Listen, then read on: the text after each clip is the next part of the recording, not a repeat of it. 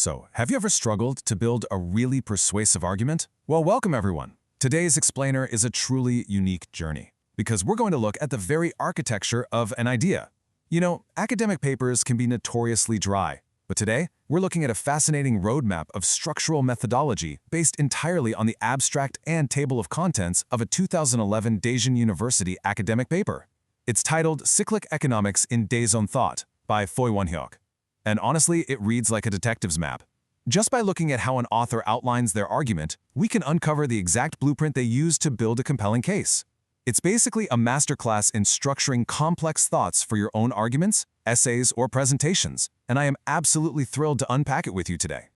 Okay, let's dive into this and see how our agenda beautifully and literally mirrors the paper's actual table of contents. We've got 1, the academic blueprint, 2, context, various religions, 3, the founding tenets, 4, establishing the value, and 5, the final conclusion.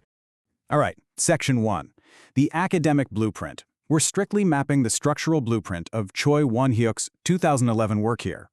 Cyclic economics paired with Daejeon thought. I mean, just pause for a second and think about the philosophical weight in these two paired concepts right from the title. On one side, you have the nuts and bolts of economics, right? The cycles of production, distribution, and consumption. But then on the other side, you have Daejeon thought, which is this incredibly complex and rich religious and philosophical movement. The author is right out of the gate signaling a bridge between the material world of economics and the spiritual world of Daejeon tenets. Merely putting these two phrases side by side like this, that is a bold, bold promise to the reader about the interdisciplinary journey ahead. Let's move to and see how this builds across the core chapters, tracing the linear progression from chapters 2 through 5. The outline is incredibly deliberate. Step 1 lays the groundwork in chapter 2 with various religions. Step 2 narrows the focus in chapter 3 to the founding tenets. Step 3 extracts the core meaning in chapter 4, value. And finally, step 4 brings us to chapter 5, the conclusion. Actually, it's not just a linear progression, it's more like a meticulously crafted funnel. It starts super broad, capturing the wider context, and then systematically narrows down to a highly specific, value-driven endpoint. Moving on to Section 2, Context, Various Religions Marking Chapter 2. Now you might be wondering, why begin with various religions before establishing your own core tenets? Well, think of it like launching a brand new smartphone. You kind of have to compare it to the existing market first, right?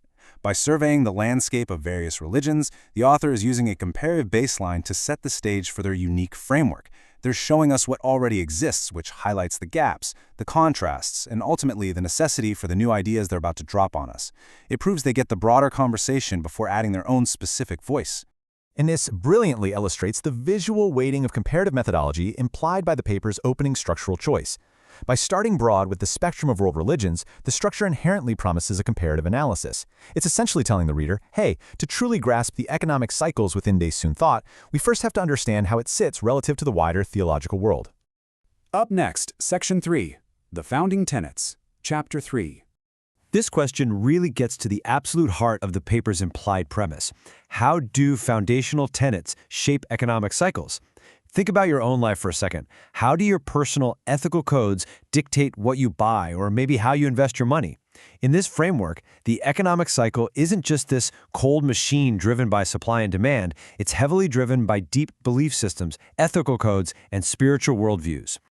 Chapter 3 serves as the absolute pivot point of this entire blueprint. If Chapter 2 was all about looking outward with external comparison, Chapter 3 is the structural anchor where we pivot and look inward at the internal core beliefs. Without this anchor, the whole argument would just kind of drift away.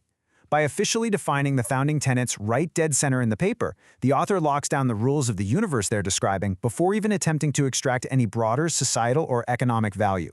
Right. Let's look at Section 4, Establishing the Value, Chapter IV.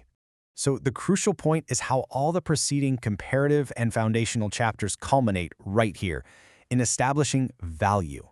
And value is such a powerful word.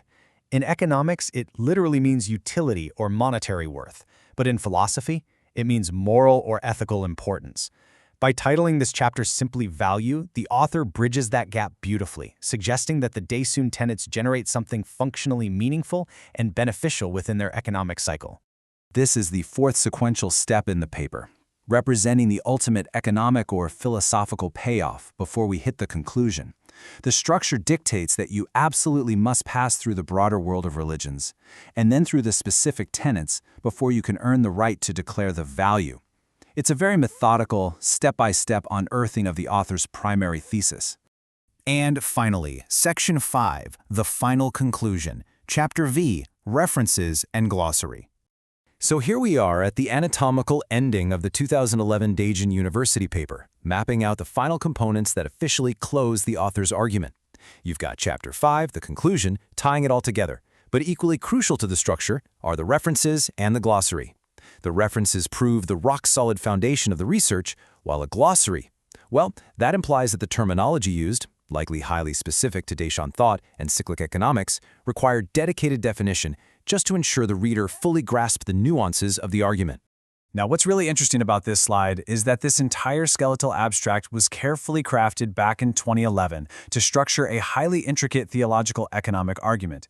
Choi Won-hai didn't just throw chapters together randomly. Every single step was a calculated move to guide the reader's mind. The conclusion isn't just an ending, it is the inevitable destination of a perfectly laid out map.